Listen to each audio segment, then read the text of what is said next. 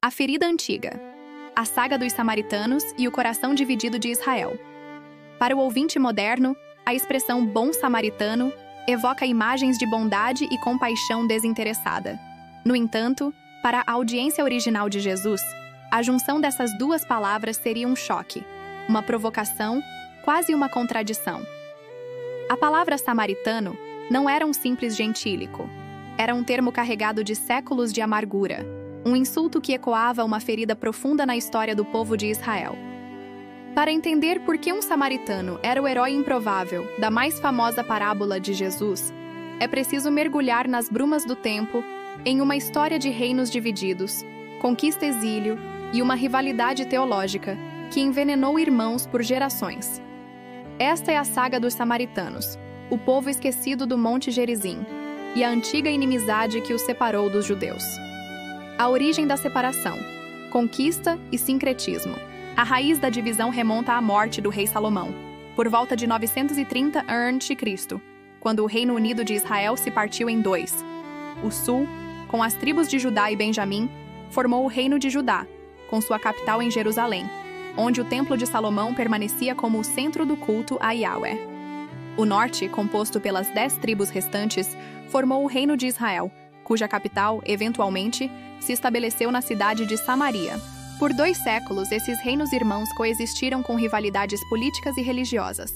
O ponto de ruptura irrevogável, segundo a narrativa judaica, ocorreu em 722 a.C. O poderoso Império Assírio conquistou o Reino do Norte, Israel. Conforme sua política padrão, os assírios exilaram a elite israelita, os líderes, os escribas, os artesãos, e os dispersaram por todo o seu império. O livro de 2 Reis 17 detalha como, no lugar dos exilados, o rei da Assíria trouxe povos pagãos de outras terras conquistadas, como Babilônia, Cuta e Avá, e os assentou nas cidades de Samaria. Esses novos habitantes, conforme o relato bíblico, trouxeram consigo seus próprios deuses. A terra, porém, era de Yahweh, e quando foram atacados por leões, interpretaram como um sinal da ira do deus local. Para apaziguá-lo, aprenderam a adorar Yahweh, mas não abandonaram seus ídolos. O resultado foi um sincretismo religioso, uma mistura da adoração ao Deus de Israel com práticas pagãs. Para os judeus do sul, os habitantes de Samaria se tornaram um povo misto, mestiços, tanto em sangue quanto em fé, os samaritanos. A perspectiva samaritana, no entanto, é drasticamente diferente. Eles afirmam ser os verdadeiros descendentes das tribos de Efraim e Manassés que não foram exilados, os camponeses que permaneceram na terra. Eles se veem como os guardiões da Torá original e da fé pura de Moisés, não contaminada pelas inovações e interpretações, como o Talmud e a Mishnah, que os judeus desenvolveram durante o exílio babilônico. A consolidação da inimizade. O templo rejeitado. A hostilidade latente explodiu séculos depois. Em 538 a.C., os judeus do sul, que haviam sido levados para o exílio babilônico, receberam permissão para retornar a Jerusalém e reconstruir o templo. O livro de Esdras relata que os líderes samaritanos se aproximaram dos líderes judeus, como Zorobabel, e ofereceram ajuda na reconstrução, dizendo: "Nós, como vós, buscamos o vosso Deus." A oferta foi duramente rejeitada. Os líderes judeus, obcecados com a pureza genealógica e teológica após o exílio, responderam que os samaritanos não tinham parte naquele projeto sagrado. Essa rejeição foi uma humilhação profunda e selou a separação. A partir daí, os samaritanos se tornaram adversários, tentando sabotar a reconstrução de Jerusalém. Feridos e marginalizados, os samaritanos consolidaram sua própria identidade religiosa.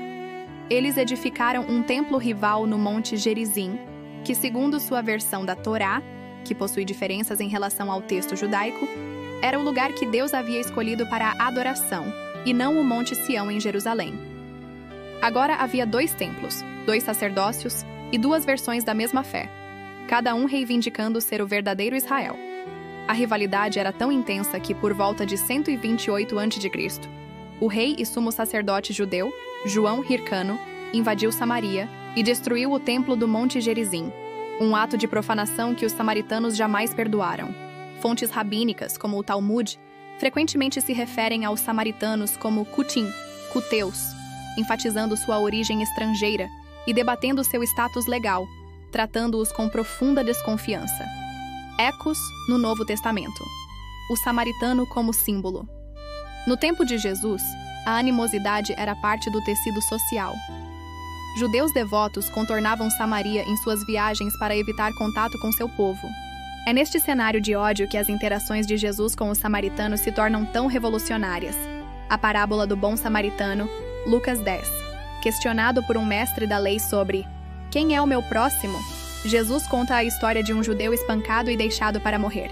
Um sacerdote e um levita, pilares do establishment religioso judaico, o veem e passam para o outro lado da estrada.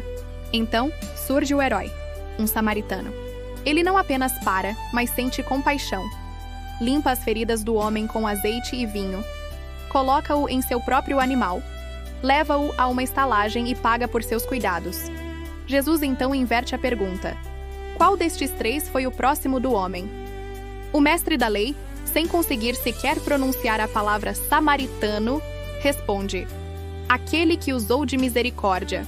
Jesus estava dinamitando as fronteiras do preconceito, ensinando que o próximo não é definido pela etnia ou religião, mas pelo ato de amor. A mulher samaritana no poço, João 4. Jesus deliberadamente viaja através de Samaria e inicia uma conversa com uma mulher samaritana, quebrando múltiplos tabus sociais e religiosos. A mulher chocada pergunta: como sendo tu judeu, pedes de beber a mim que sou mulher samaritana? A conversa deles vai direto ao cerne da disputa teológica. Monte Gerizim versus Jerusalém. Jesus revela a ela uma nova forma de adoração, em espírito e em verdade, que transcende locais sagrados. Através desta mulher, uma cidade inteira de samaritanos vem a crer nele. O leproso agradecido, Lucas 17. Jesus cura 10 leprosos. Apenas um volta para agradecer. O texto faz questão de destacar: e este era samaritano. Mais uma vez, o estrangeiro, o herege, é apresentado como o modelo de fé e gratidão, em contraste com os outros 9, presumivelmente judeus.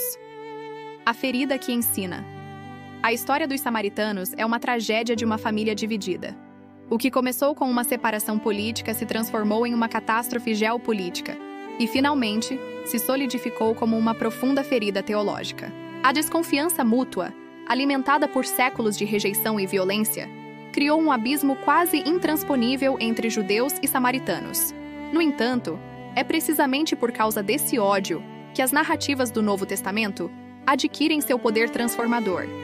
Jesus usou o samaritano, o outro desprezado, como um espelho para expor a hipocrisia e o legalismo, e para redefinir a essência da fé, não como uma questão de local linhagem ou ritual, mas como um ato de misericórdia radical.